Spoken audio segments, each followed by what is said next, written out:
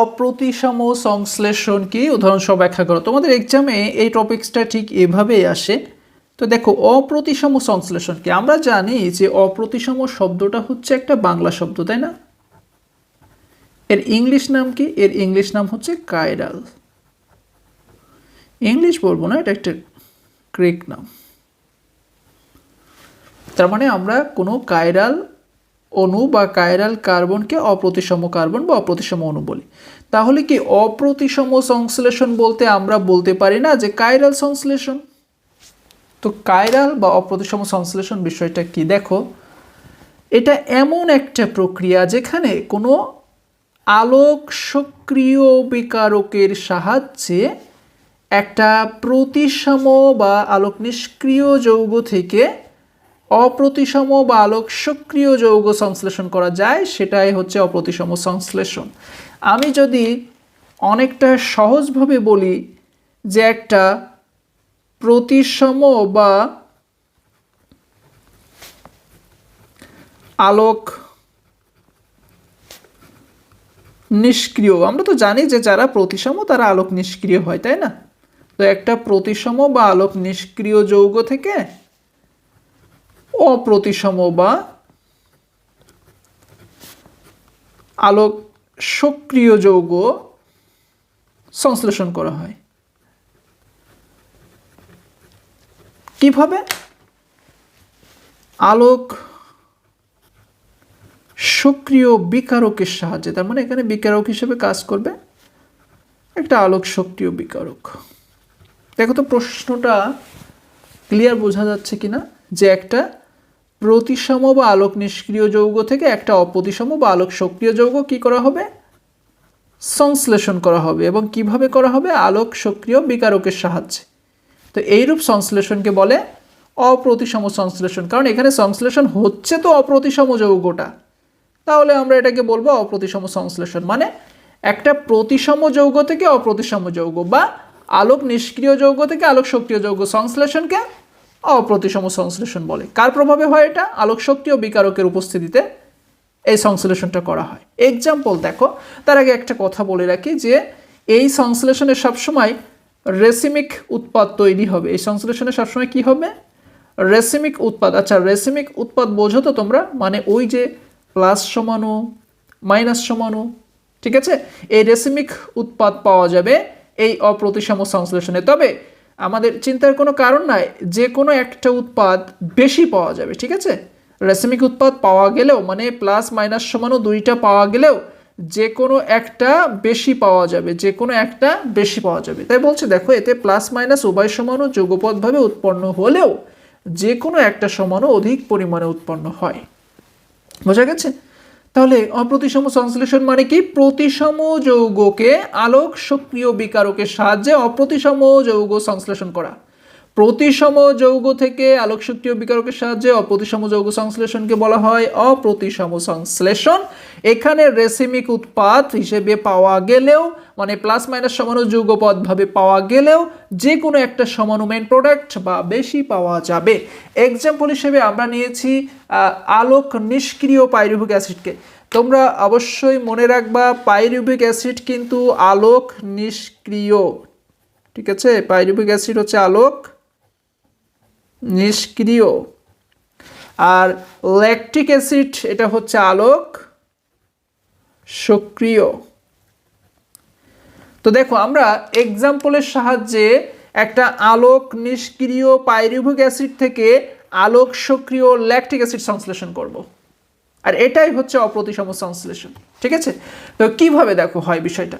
মূলত আমরা পাইরুভিক অ্যাসিডকে প্রথমে যেটা করি, আমি যদি আপাত দৃষ্টিতে বলি, তো এই পাইরুভিক অ্যাসিড সরাসরি বিজারিত হয়ে কোথায় বিজারিত হচ্ছে? এই যে বিজারণের চিহ্নগুলো তো আমরা দেখাইনি।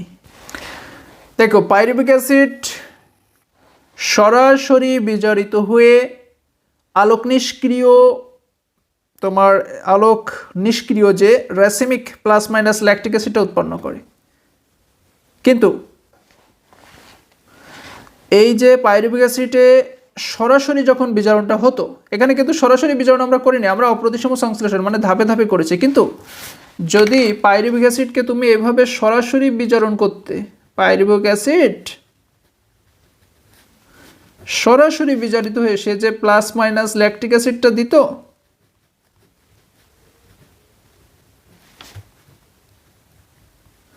এটা কিন্তু আলোক নিষ্ক্রিয় হতো।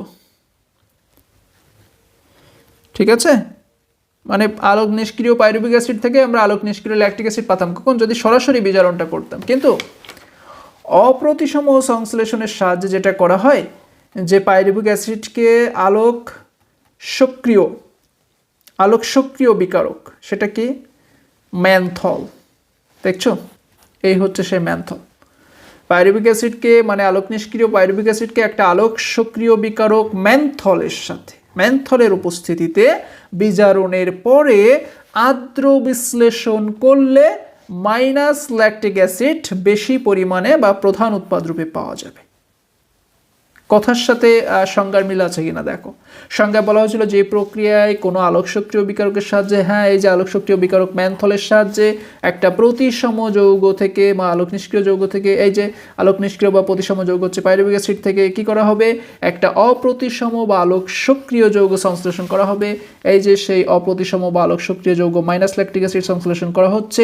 তাহলে এই প্রসেসটাকে আমরা বলতে পারি এই প্রসেস হচ্ছে অপ্রতিসম সংশ্লেষণের প্রসেস। এখন এই প্রসেসটা রিয়াকশানগুলো একটু আমরা বোঝার চেষ্টা করি। পাইরুভিক অ্যাসিড আলোক সক্রিয় বিকারক ম্যানথলের সাথে মাইনাস ম্যানথলের সাথে রিয়াকশান যখন করবে, এখান থেকে এখনও পানি অপসারণ হবে। পানিটা কিভাবে যায় দেখো, পানিটা যায় এইখান থেকে ওইস অংশটা চলে যায়, এইখান থেকে ওইস অংশটা চলে যায়, আর এখান থেকে এইস অংশটা চলে যায়, মিলে -H2 হিসেবে এখনও পানি অপসারণ হয়ে যায়। তাহলে এখানে থাকে CH3COC, আর এখানে থাকে C10H19। এই যে এই অংশটা, এইখানে যে অংশটা থাকে সেটা হচ্ছে A, আর এইখানে যে অংশটা থাকে সেটা হলো C10H19, মিলে তৈরি হয় মাইনাস ম্যানথাইল পাইরুভেট। এরপর এখানে বিজারণ ঘটে। বিজারণ মানে হাইড্রোজেন গ্রহণ, ঠিক আছে। জারণ মানে হচ্ছে হাইড্রোজেন ছেড়ে দেবে, আর বিজারণ মানে হাইড্রোজেন গ্রহণ করবে। ওকে, তো এখানে দুইটা হাইড্রোজেন গ্রহণ হবে, দুই পরমাণু হাইড্রোজেন। কিভাবে গ্রহণটা হচ্ছে দেখো, মূলত CH3COO এইখানেই এই 2H অ্যাটাচ হয়ে যাবে, এই দ্বিবন্ধনকে ভেঙে দেবে, ভেঙে দিয়ে H এখানে দুইবার জয়েন্ট হবে, একবার কার্বনের সাথে একবার অক্সিজেনের সাথে। এই যে ঠিক আছে, এই পাশে যেটা সেম গ্রুপ সব সেমই আছে।